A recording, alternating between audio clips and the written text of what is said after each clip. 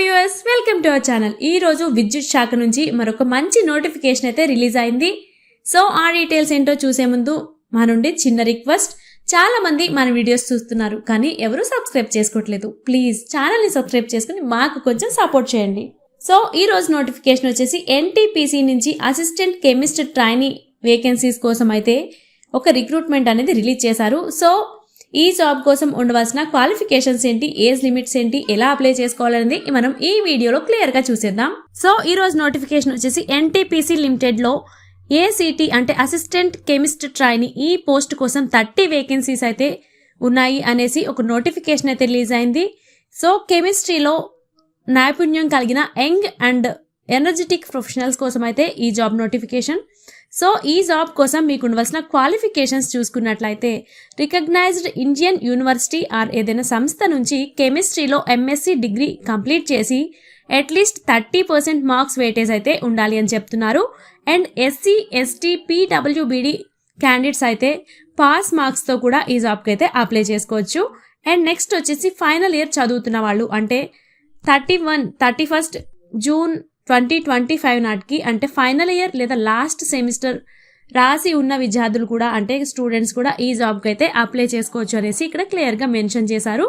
And next వచ్చేసి age limits మనం చూసుకున్నట్లయితే ఈ జాబ్ కోసం మీరు అప్లై చేసుకునే నాటికి మీకు 27 ఇయర్స్ ఏజ్ అనేది కన్ఫర్మ్గా ఉండాలి అనేసి చెప్తున్నారు. అండ్ నెక్స్ట్ వచ్చేసి ఎస్సీ ఎస్టీ ఓబీసీ అండ్ పీడబ్ల్యూబీడీ ఆర్ ఎక్స్ సర్వీస్ మెన్స్ వీళ్ళకైతే యాజ్ పర్ గవర్నమెంట్స్ రూల్స్ ప్రకారం అయితే ఏజ్ రిలాక్సేషన్ అనేది ఇక్కడ ఉంటుంది అని చెప్తున్నారు. అండ్ నెక్స్ట్ సెలక్షన్ ప్రొడ్యూసర్ మనం చూసుకున్నట్లయితే ఎన్టీపీసీ అసిస్టెంట్ కెమిస్ట్ ట్రైనీ ఈ పోస్ట్ కోసం 3 స్టేజెస్లో అయితే మిమ్మల్ని సెలెక్ట్ చేయడం అనేది జరుగుతుంది అంట.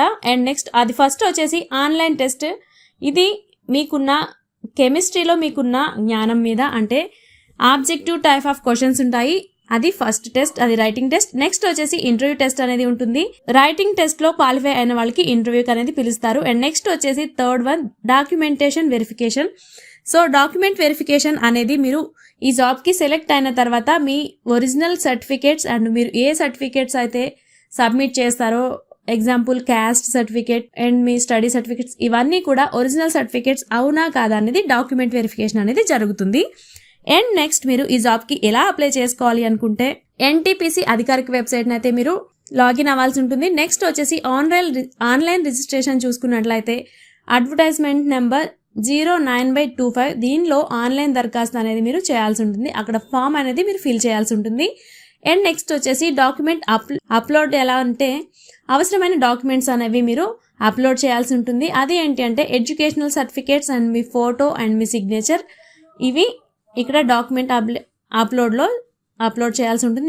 నెక్స్ట్ వచ్చేసి అప్లికేషన్ ఫీజ్ మనం చూసుకున్నట్లయితే జనరల్ ఓబీసీ వాళ్ళకి అయితే 300 రూపీస్ ఎగ్జామ్ ఫీజ్ అనేది ఉంటుంది. నెక్స్ట్ వచ్చేసి SC ST PWBD and ex service mens కి ఎటువంటి ఫీజ్ అనేది ఇక్కడ లేదు. అండ్ నెక్స్ట్ వచ్చేసి ఫామ్ ని మొత్తం రివ్యూ చేసి అప్పుడైతే మీరు సబ్మిట్ చేయాల్సి ఉంటుంది. ఈ జాబ్ కి మేము ఎలిజిబుల్ అవుతాం అనుకుంటే వీడియో చూసిన వెంటనే అప్లై చేసేయండి. All the best. ఇలాంటి మంచి జాబ్ వీడియోస్ కోసం మన ఛానల్ అయితే సబ్స్క్రైబ్ చేయండి. Thanks for watching.